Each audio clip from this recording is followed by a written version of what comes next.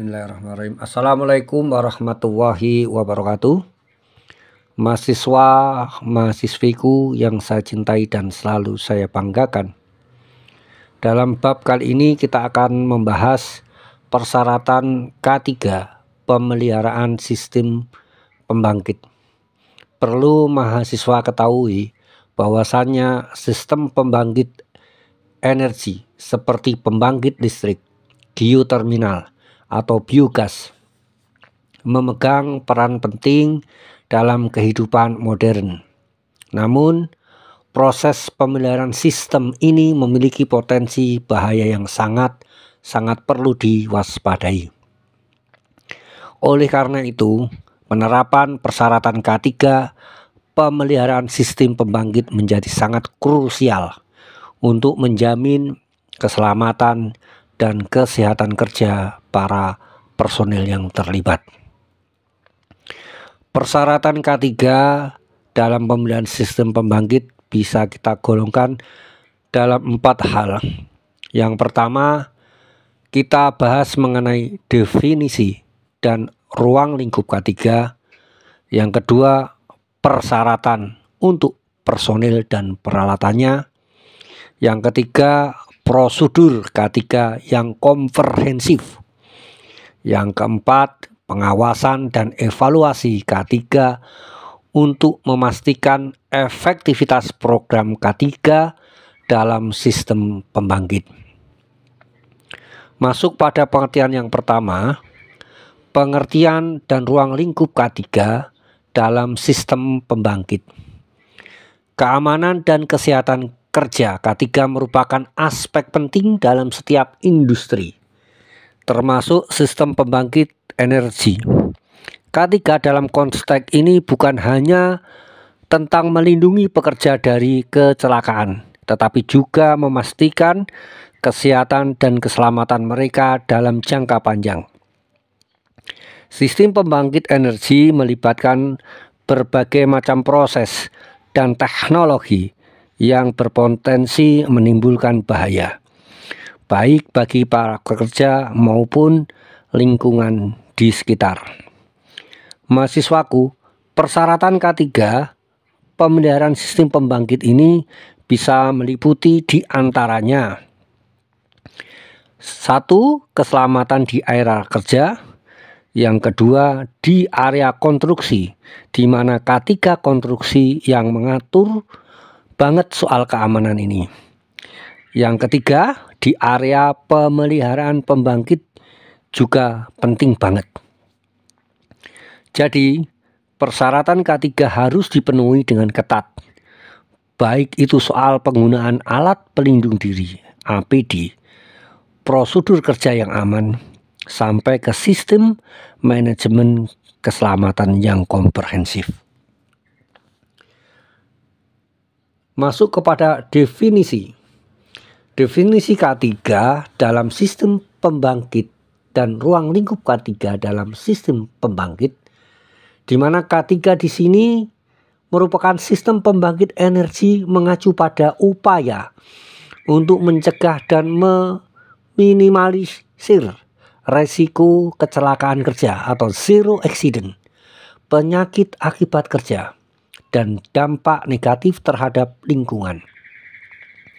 Hal ini menyangkut aspek keselamatan kerja yang berkaitan dengan perlindungan pekerjaan dan pekerjanya dari bahaya fisik seperti jatuh, tertimpa, terjepit, kena listrik, dan sebagainya.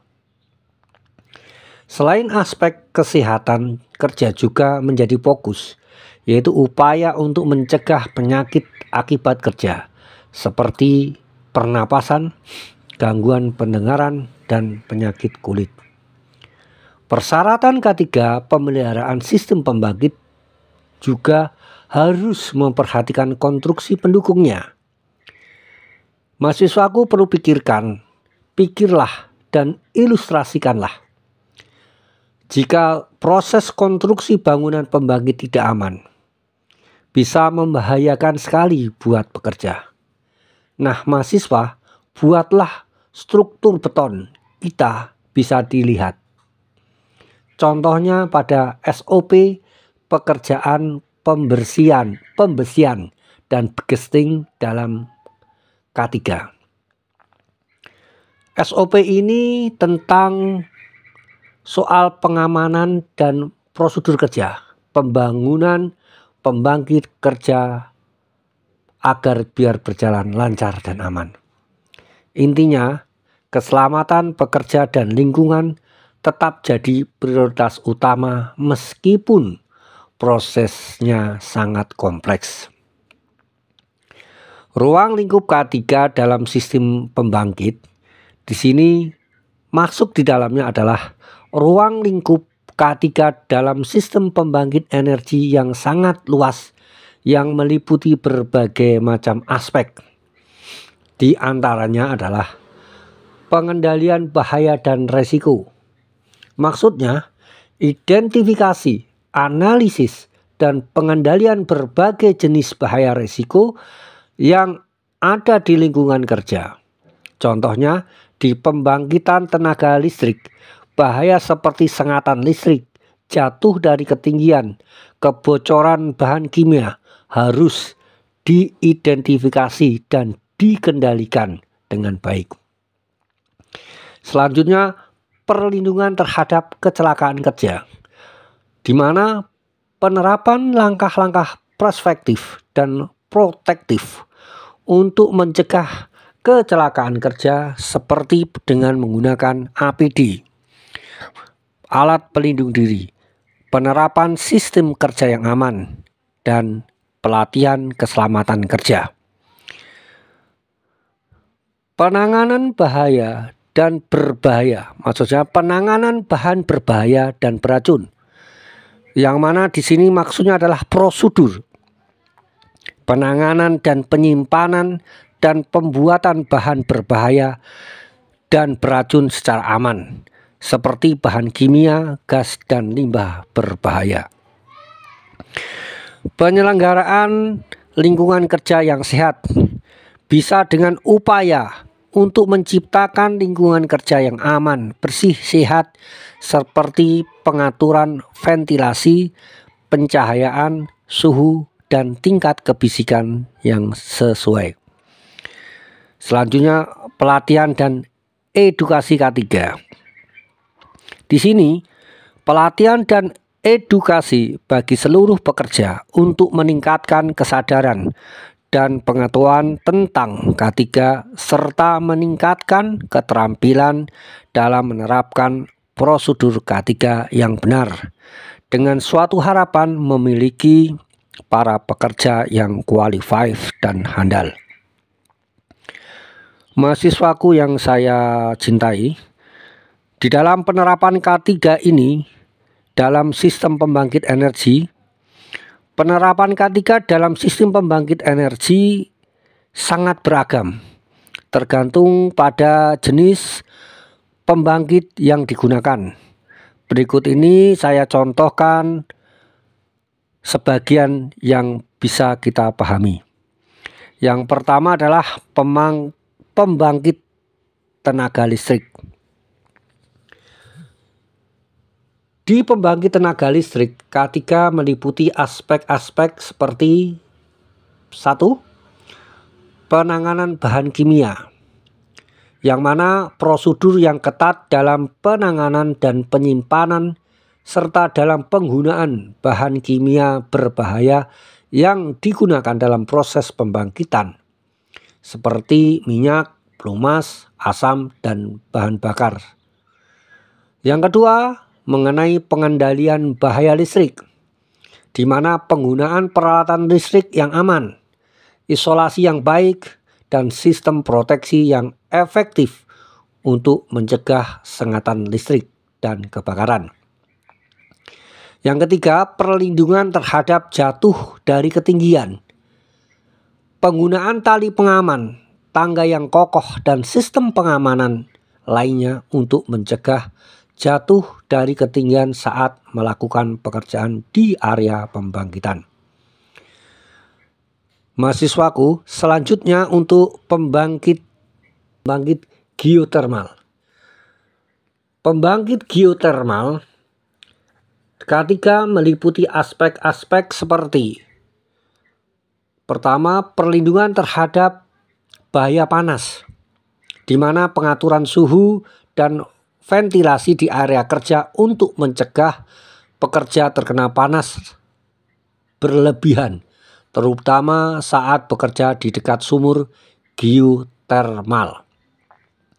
Yang kedua, pengendalian bahaya gas beracun, di mana pemantauan dan pengendalian emisi gas beracun seperti hidrogen sulfida H2S yang dapat dilepaskan dari sumur geotermal, penggunaan alat deteksi gas dan sistem ventilasi yang memadai untuk memastikan keselamatan kerja. Selanjutnya, penanganan limbah geotermal. Prosedur yang aman dalam penanganan serta penyimpanan dan pembuangan limbah geotermal seperti air panas, uap panas untuk mencegah pencemaran lingkungan. Mahasiswaku, sahabat belajar yang saya selalu banggakan, pembangkit biogas. Di pembangkit biogas, K3 meliputi aspek-aspek seperti pengendalian bahaya gas metana, di mana sistem pengamanan yang baik untuk mencegah kebocoran gas metana CH4 yang merupakan bahan yang mudah terbakar dan beracun. Penggunaan detektor gas sangatlah penting, dan sistem ventilasi yang memadai untuk memastikan keselamatan kerja. Yang kedua adalah perlindungan terhadap bahaya biologis, di mana prosedur penanganan dan pembuangan limbah organik yang aman untuk dapat mencegah terinfeksi dari penyakit akibat paparan bakteri dan virus. Selanjutnya, K3 yang ketiga adalah penanganan bahan kimia, di mana prosedur yang ketat dalam penanganan, penyimpanan, serta pembuangan bahan kimia yang digunakan dalam proses pembangkitan biologis, contohnya seperti enzim dan asam. Di dalam K3 ini juga mengatur bagaimana dengan persyaratan K3 untuk personil yang bekerja di pembangkit. Ada beberapa persyaratan K3 yang harus dipenuhi, mulai dari kualifikasi sampai prosedur kerja yang aman, di mana semua ini penting minimalisasi resiko kecelakaan dan memastikan proses pemeliharaan berjalan baik dan lancar. Persyaratan K3 pemeliharaan sistem pembangkit sangatlah penting, mahasiswaku. Soalnya menyangkut keselamatan pekerja itu sendiri. Coba mahasiswaku bisa bayangkan, kalau struktur bangunan pembangkitnya nggak kuat, bisa bahaya kan? Nah, di sini peran teknik sipil juga sangat penting. Mereka yang mengatur konstruksi dan desain struktur bangunan, apakah bisa mengasih jaminan tentang keamanan dan ketahanannya, sehingga proses pemeliharaan bisa berjalan lancar dan aman. Jadi bisa kita simpulkan bahwa persyaratan K3 pemeliharaan sistem pembangkit ini tidak akan bisa dipisahkan, tidak akan pernah bisa dipisahkan dari peran teknik sipil yang mengasih fondasi kuat pada sistem pembuatan pembangkit. Adapun persyaratan K3 untuk personilnya, bisa dipastikan bahwasannya keselamatan personil yang terlibat dalam pemeliharaan sistem pembangkit ada beberapa persyaratan K3 yang perlu dipenuhi. Persyaratan ini menyangkut kualifikasi dan sertifikasi, serta pelatihan dan edukasi penggunaan alat pelindung diri, dan prosedur kerja yang aman.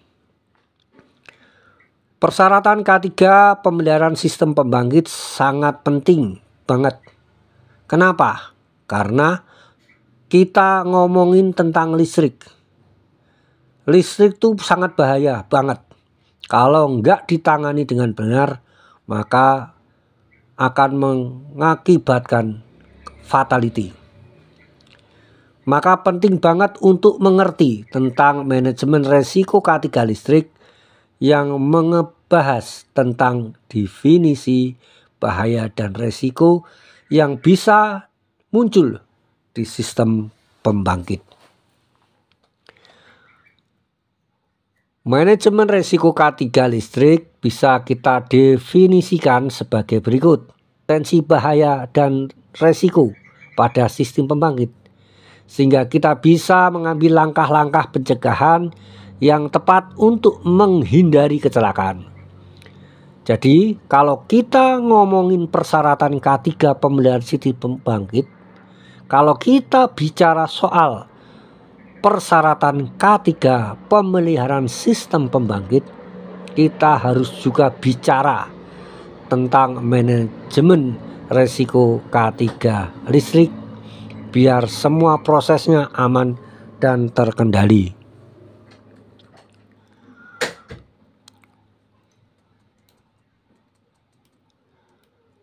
Di sini bisa saya gambarkan, kita garis bawahi secara singkat dan nanti para mahasiswaku bisa mengembangkannya.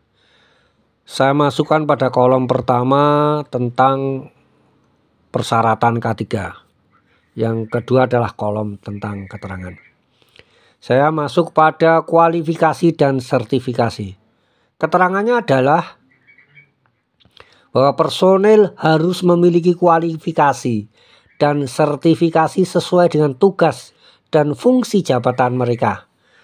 Sebagai contoh, teknik listrik harus memiliki sertifikasi untuk bekerja dengan instalasi listrik, dan operator mesin harus memiliki sertifikasi untuk mengoperasikan mesin tertentu. Jadi, orang yang tidak berkualifikasi dilarang untuk mengoperasikan. Selanjutnya untuk pelatihan. Pelatihan dan edukasi, di mana personel harus mengikuti pelatihan edukasi yang berkelanjutan. Saya ulangi, pelatihan dan edukasi. Personel harus mengikuti pelatihan dan edukasi yang berkelanjutan untuk meningkatkan pengetahuan dan keterampilan mereka dalam bidang K3. Pelatihan ini meliputi penanganan, prosedur kerja yang aman, dan pertolongan pertama. Selanjutnya peralatan K3, yang ketiga adalah APD, alat pelindung diri. Personel harus menggunakan APD yang sesuai dengan resiko pekerjaan yang mereka lakukan. Contoh APD yang untuk digunakan meliputi helm, kacamata pengaman, sarung tangan, sepatu safety, pakaian kerja yang tahan api, dan lain-lain. Selanjutnya, prosedur kerja yang aman. Setiap pekerjaan harus dilakukan dengan mengikuti prosedur kerja yang aman yang telah ditetapkan sesuai dengan standar SOP.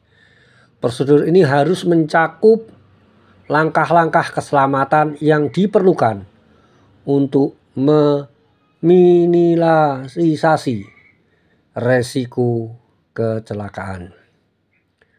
Mahasiswaku yang saya cintai, bisa kita contohkan beberapa hal tentang pelatihan dan sertifikasi K3. Contoh pertama adalah contoh pelatihan dan sertifikasi K3 yang harus dimiliki oleh personel pemeliharaan sistem pembangkit K3 meliputi pelatihan keselamatan kerja di industri pembangkit listrik, sertifikasi keahlian teknik listrik, sertifikasi keahlian operator mesin, pelatihan penanggulangan kebakaran, pelatihan pertolongan pertama. Contoh ilustrasi APD. Ada contoh ilustrasi APD yang harus digunakan oleh pemelihara sistem pembangkit, meliputi helm untuk melindungi kepala dari benda yang jatuh atau benturan. Kemudian ada kacamata pengaman, gunanya untuk melindungi mata dari percikan api, serpihan, dan benda asing lainnya. Kemudian ada sarung tangan. Kemudian ada sepatu keselamatan. Kemudian ada baju tahan api. Di sini nanti akan saya breakdown tentang apa itu rencana keselamatan. Kemudian kita ngomong lagi tentang sistem pembangkit listrik ini terdiri dari berbagai peralatan dan infrastruktur yang sangat rumit, yang mana semua kompetensi ini perlu dipelihara dengan baik untuk memastikan keselamatan kerja yang optimal. Persyaratan K3 yang ketat untuk peralatan dan infrastruktur sangat penting untuk mencegah kecelakaan, cedera, dan kerusakan lingkungan. Mahasiswaku perlu ketahui bahwa identifikasi peralatan dan infrastruktur yang memerlukan perhatian khusus itu ada beberapa hal, diantaranya adalah peralatan dan infrastruktur dalam sistem pembangkit membutuhkan perhatian khususnya yang terkait dengan K3 ini adalah biasanya ada turbin, ya, ada turbin uap dan generator. Di sini maksudnya adalah peralatan ini berputar dengan kecepatan tinggi dan menghasilkan energi kinetik yang besar sehingga membutuhkan tindakan pencegahan yang ketat untuk dapat mencegah kecelakaan. Selanjutnya ada boiler. Boiler di sini adalah boiler yang bekerja pada suhu dan tekanan yang sangat tinggi, yang mana merupakan sumber potensi bahaya seperti ledakan, kebocoran, dan paparan panas.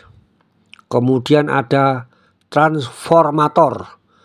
Transformator ini di sini menyimpan energi listrik dalam medan magnet yang dapat menghasilkan panas yang signifikan. Kebocoran minyak pada transformator juga merupakan resiko yang harus dipertimbangkan. Kemudian ada juga jaringan listrik. Jaringan listrik membawa arus listrik bertegangan tinggi dan kontak dengan kabel yang bertegangan tinggi pula dapat menyebabkan sengatan listrik yang bisa mengakibatkan fatality. Selanjutnya ada sistem kontrol dan monitoring, di mana sistem ini sangat penting untuk pengoperasian, untuk mengoperasikan, dan untuk mengawasi sistem pembangkit, dan kegagalannya dapat menyebabkan gangguan yang amat serius. Kemudian ada struktur bangunan dan infrastruktur pendukung. Di sini kita masuk pada struktur bangunan dan infrastruktur pendukung seperti menara, jembatan, jalur akses yang kuat dan aman untuk mencegah kejatuhan dan kecelakaan lain. Adapun kita masuk ke persyaratan K3 untuk peralatan dan infrastruktur. Persyaratan K3 untuk peralatan dan infrastruktur dalam sistem pembangkit menyangkut beberapa aspek-aspek, Yang pertama bisa kita golongkan pada aspek keselamatan. Di sini ada standar keselamatan. Standar keselamatan yang berlaku di industri pembangkit listrik harus diterapkan secara ketat untuk semua peralatan dan infrastruktur. Standar ini menetapkan persyaratan minimum yang mana di dalamnya termasuk desain, konstruksi, pengoperasian, dan pemeliharaan peralatan untuk memastikan keselamatan pekerja, bahan, alat, dan masyarakat. Sekali lagi mahasiswaku, saya tekankan bahwa safety adalah first. First adalah safety, safety adalah first, safety first. Di mana yang termasuk di dalamnya adalah standar nasional Indonesia SNI untuk peralatan listrik dan mekanik. Ada standar internasional seperti IEC, International Electronical Commission, dan ISO, International Organization of Standardization. Ada pedoman keselamatan dan kesehatan kerja di Kementerian Ketenagakerjaan. Prosedur pemeliharaan dan infeksi. Kita masuk pada prosedur.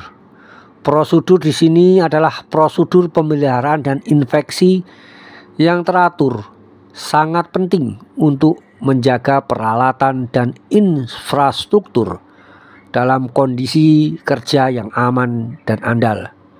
Prosedur ini mencakup pemeriksaan visual dan fungsional secara berkala, penggantian komponen yang aus dan rusak, pengujian dan kalibrasi peralatan pengaman, serta dokumentasi semua aktivitas pemeliharaan dan inspeksi. Mahasiswaku, di dalam pengujian dan sertifikasi ini masuk di dalamnya adalah pengujian dan sertifikasi secara berkala, di mana diperlukan untuk memastikan bahwa peralatan dan infrastruktur memenuhi standar keselamatan yang berlaku. Pengujian ini harus dilakukan oleh pihak ketiga yang terakreditasi. Persyaratan K3 pemeliharaan sistem pembangkit adalah satu hal penting yang harus diperhatikan, yaitu soal ruang terbatas, di mana keamanan ruang terbatas ini diatur secara spesifikasi secara rinci dalam SOP Space K3 yang mengatur tentang prosedur masuk, pengujian, atmosfer, ventilasi, dan penggunaan alat pelindung diri. Silakan nanti mahasiswaku bisa browsing, bisa cari-cari, bisa tanya-tanya secara lengkap tentang SOP Confined Space dalam K3. Yang selanjutnya adalah pengujian ketahanan terhadap tekanan untuk boiler dan bejana tekanan. Anda sudah dapat pelajarannya toh? Kemudian pengujian tegangan tinggi untuk peralatan listrik. Kemudian ada pengujian ketahanan terhadap gempa bumi untuk struktur bangunan. Mari kita perhatikan contoh tabel persyaratan K3 berikut ini. Mahasiswaku bisa lihat ya. Di sini saya golongkan menjadi beberapa kolom. Yang pertama tentang peralatan, ada standar keselamatan, ada prosedur pemeliharaan, ada pengujian dan sertifikasi. Masuk pada turbin uap. Di sini standar keselamatannya adalah SSI, SNI, ICC, ASMI. Kemudian prosedur pemeliharaannya dengan pemeriksaan visual, penggantian bantal, dan kalibrasi sensor. Selanjutnya Pada turbin uap ini pengujiannya harus dengan pengujian keseimbangan rotor, pengujian tekanan, penguji dan kebocoran. Ada boiler. Boilernya sesuaikan dengan SNI, ASME, API, di mana pemeriksaannya bisa pemeriksaan visual, pembersihan, penggantian komponen, atau inspeksi tekanan. Pengujian tekanan, hidrolisasi, pengujian kebocoran, dan penguji emisi, ya, sertifikasi pengujiannya. Kemudian ada transformator, sama masih pakai SNI, ICC, IEEE, pemeriksaan sama. Namun di sini pemeriksaannya berupa visual, pergantian minyak, pengujian tegangan tinggi. Sertifikasinya adalah penguji tekanan tinggi, pengujian arus bocor, pengujian impedasi. Kemudian masuk pada jaringan. Jaringan listrik ini biasa pakai SNI sama, ICE sama, IEE. Pemeriksaan visual, pergantian isolasi, pengujian arus kebocoran. Sertifikasinya pengujian tegangan tinggi, pengujian impedasi, pengujian kontinuitas. Proses K3 dalam pemilihan sistem pembangkit, kita bahas tentang sistem pembangkit energi, baik itu PLTA, PLTU, PLTG, atau yang lainnya, memiliki potensi yang bahaya yang sangat tinggi. Oleh karena itu, penerapan prosedur K3 yang ketat dan komprehensif sangat penting dalam setiap proses pemeliharaan sistem pembangkit. Prosedur K3 ini dirancang untuk meminimalkan resiko kecelakaan kerja, melindungi pekerja, menjaga alat kerja, dan menjaga kelancaran operasional sistem pembangkit. Mahasiswaku yang saya cintai dan selalu saya banggakan, di dalam prosedur K3 yang komprehensif ini kita bisa awasi, kita bisa lihat untuk pemeliharaan sistem pembangkit yang harus mencakup berbagai aspek melalui dan prosedur dan pengujian dan isolasi peralatan, sehingga prosedur penanganan bahaya, bahan berbahaya berikut dapat kita contohkan beberapa prosedur K3 yang perlu diterapkan. Di antaranya adalah prosedur penguncian dan isolasi peralatan. Maksudnya di sini adalah prosedur ini bertujuan untuk mencegah peralatan yang sedang dipelihara dari kehidupan secara tidak sengaja. Saya ulangi, prosedur ini bertujuan untuk mencegah peralatan yang sedang dipelihara dari hidupnya, dinyalakan maksudnya, secara tidak sengaja. Penguncian dan isolasi dilakukan dengan memastikan sumber daya dan pemasangan penguncian pada peralatan tersebut. Prosedur ini harus dilakukan dengan benar sesuai dengan standar keselamatan yang berlaku. Persyaratan K3 pemeliharaan sistem pembangkit nggak bisa dianggap enteng. Kalau terjadi kecelakaan saat proses pemeliharaan, maka bahaya banget. Makanya salah satu poin penting yang harus dipenuhi dalam memastikan jalur evakuasi K3 yang aman dan mudah diakses. Jalur evakuasi K3 yang terstruktur bakal membantu kita mahasiswa untuk penyelamatan secara cepat bertindak kalau terjadi kondisi darurat.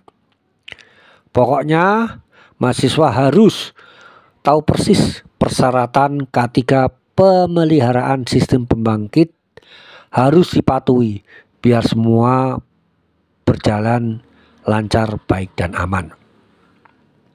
Kemudian ada proses kerja di ketinggian.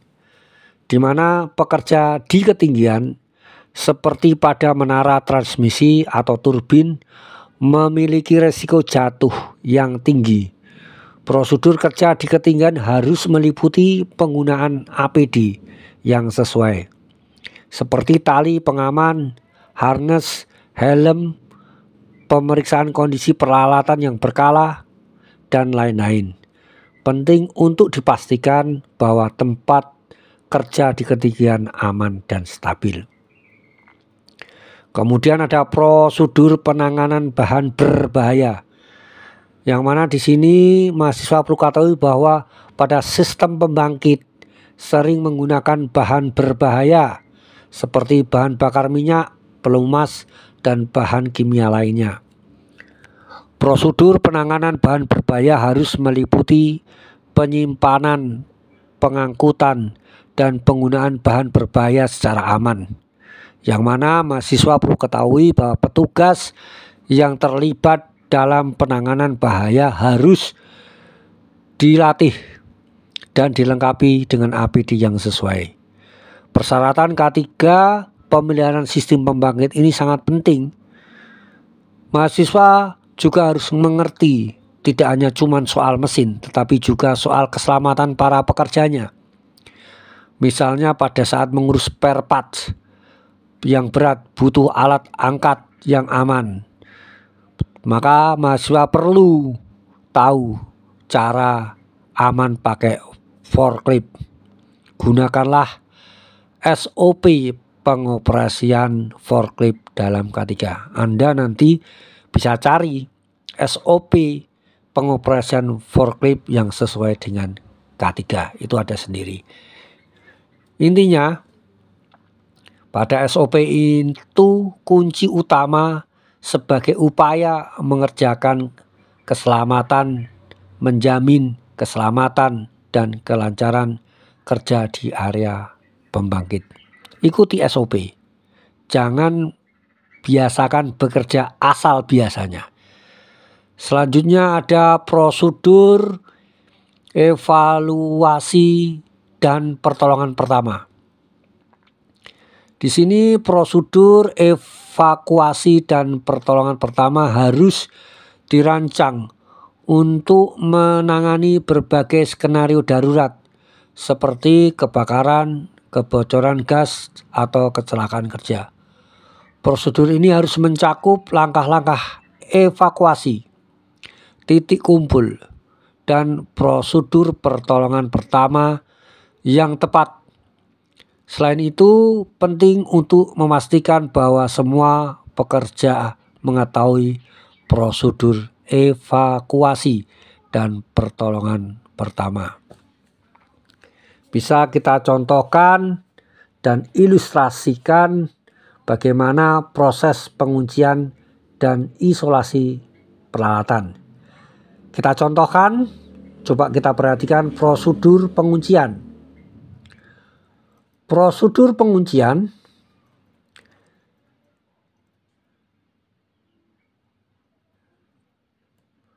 dan isolasi pada sebuah generator listrik sebelumnya harus melakukan pemeliharaan pada generator. Ya, saya ulangi lagi biar jelas. Perhatikan prosedur penguncian dan isolasi pada sebuah generator listrik. Sebelum melakukan pemeliharaan pada generator, yang perlu kita lakukan apa mahasiswaku? Yang pertama adalah mematikan sumber daya utama generator. Harus. Yang kedua, kemudian generator diisolasi dengan membuka saklar utama dan memasang kunci pengaman pada saklar. Kunci pengaman ini hanya dapat dibuka oleh petugas yang berwenang dan memiliki otorisasi untuk melakukan pemeliharaan.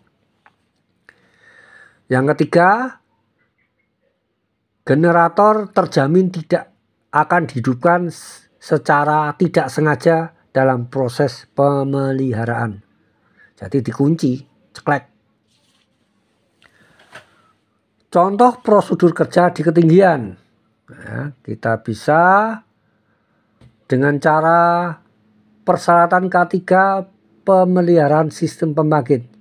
Saat bekerja di ketinggian, pastikan pengaman terpasang dengan benar dan terhubung ke titik pengaman yang kuat.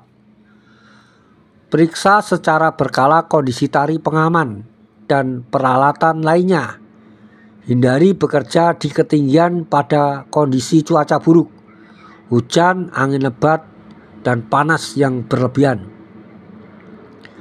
Kemudian pada pengawasan dan evaluasi K3. Pengawasan dan evaluasi K3 merupakan proses penting untuk memastikan aktivitas program K3 dan meminimalkan resiko kecelakaan kerja dalam bentuk sistem pembangkit. Proses ini melibatkan peran dan tanggung jawab yang sangat jelas yang perlu ditegaskan dari berbagai pihak melalui direktorat manajerial sehingga personel betul-betul ahli dalam hal pemeliharaan. Peran dan tanggung jawab dan pengawasan dan evaluasi K3.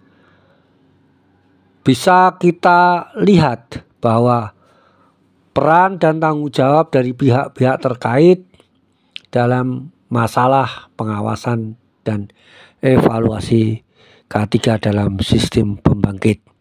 Di sini ada yang namanya manajer K3. Manajer K3 bertanggung jawab untuk menetapkan kebijakan dan prosedur K3, memantau pelaksanaan program K3, memastikan bahwa semua karyawan memahami dan mematuhi peraturan K3. Manajer K3 juga bertanggung jawab untuk melakukan evaluasi program K3 secara berkala dan mengambil tindakan korektif jika diperlukan. Kemudian ada supervisor. Supervisor di sini bertanggung jawab untuk mengawasi pelaksanaan program K3 di area bekerjanya, memastikan bahwa karyawan di bawah pengawasannya mematuhi peraturan K3 dan melaporkan setiap pelanggaran dan kecelakaan kerja kepada manajer K3. Selanjutnya ada personil pelaku. Personil pemeliharaan bertanggung jawab untuk melakukan pemeliharaan peralatan dan mesin sesuai dengan prosedur yang telah ditetapkan. Mereka juga bertanggung jawab untuk melaporkan setiap kondisi kerja tidak aman kepada supervisor ataupun manajer K3.